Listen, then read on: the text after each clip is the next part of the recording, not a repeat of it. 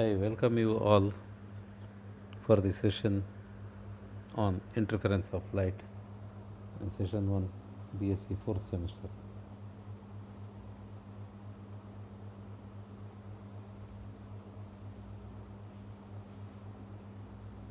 Okay, introduction.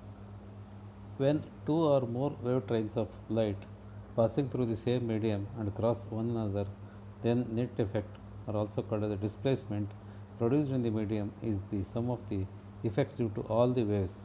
At any instant, the resultant displacement of the particle of the medium, and hence the intensity of light, depends upon the phase difference between the two waves and the algebraic sum of the displacements due to the individual waves.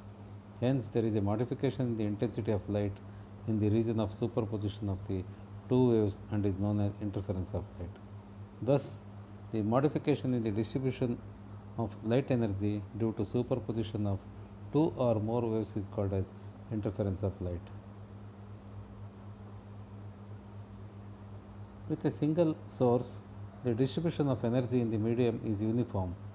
But when there is two sources nearby giving out continuous waves of the same wavelength and amplitude and having the same phase or a constant phase difference, the distribution of the energy in the medium is no longer uniform.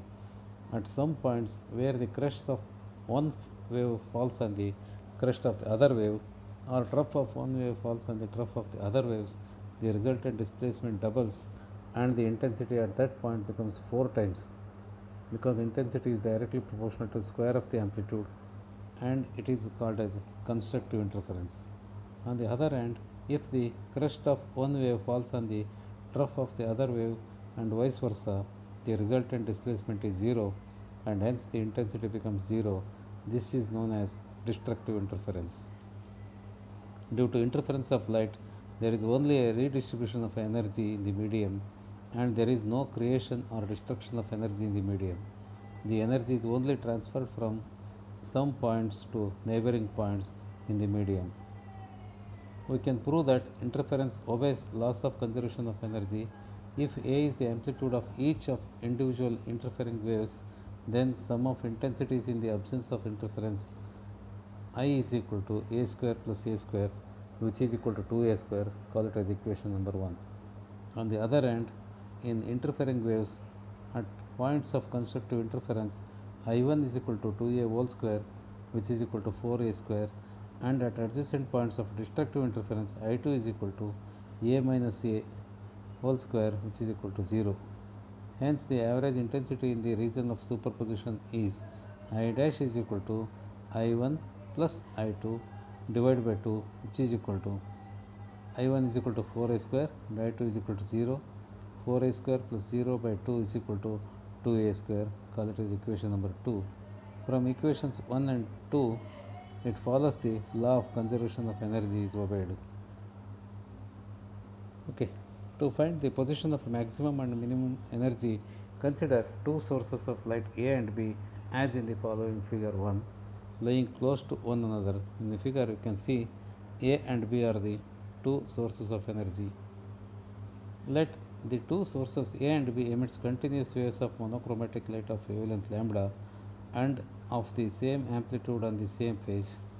At some point O, equidistant from A and B, the two wave trains always arrive in the same phase and reinforce each other, producing a maximum intensity at that point. At some other point P, where AP and BP are not equal, there will be a difference in the phase which depends upon the path difference BP minus AP. If this path difference is an even multiple of lambda by 2, BP minus AP is equal to 2n into lambda by 2. 2 get cancelled, you are left with n lambda. The waves arrives at the point in the same phase and reinforce each other, producing a maximum intensity.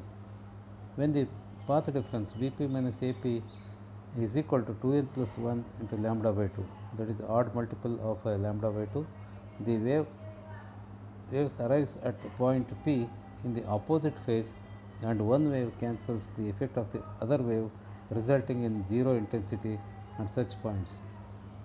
The conditions for permanent interference of light.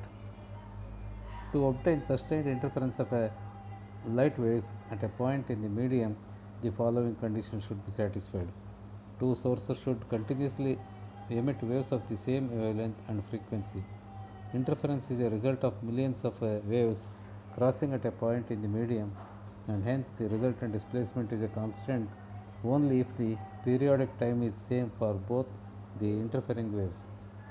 For observing interfering fringes, the amplitude of the two interfering waves trains should be equal or very nearly equal. This will result in the distinct visibility of a bright and dark fringes. Third one is two sets of interfering wave trains should either have the same phase or a constant phase difference. This means that the two waves must originate from single parent source. The phase difference between the waves arriving at any point in the medium depends upon path difference of the two from the two sources and the phase relation between the waves and at the time of emission from the source. The path difference is a constant for a given point in the medium as it depends only on the distance, while the latter rapidly changes with the time, not only in different sources but even in different parts of the same source. Two sources should be very narrow. A broad source is equivalent to a large number of narrow sources lying side by side. Each set of these sources produces their own interfering patterns, which overlap on one another to such an extent that the interfering pattern is replaced by general illumination. Two sources emitting a set of interfering beams should be very close to each other. That means the two interfering waves must intersect at a very small angle, otherwise the path difference between the interfering waves is large, and owing to the small wavelength of the waves, the interference bands are formed so close to one another that the fringes may not be distinctly visible. Okay, up to the here you understand about the introduction and interference of light. Okay, now let us discuss about multiple choice questions. The first question is the modification in the distribution of a light energy due to superposition of two or more waves is called as dash. Option A, interference of light. Option B, diffraction. Option C, polarization. Option D, none of the above. Modification in the distribution of energy due to superposition of two or more waves is called as interference of light. Therefore, the answer is option A, interference of light. Second question. Two sources should continuously emit waves of the same wavelength and dash. Option A, frequency. Option B, amplitude. Option C, both A and B. Option D, none of the above. Two sources should continuously emit waves of the same wavelength and frequency and amplitude. Therefore, answer is option C, both A and B. Thank you for patiently listening. Thank you.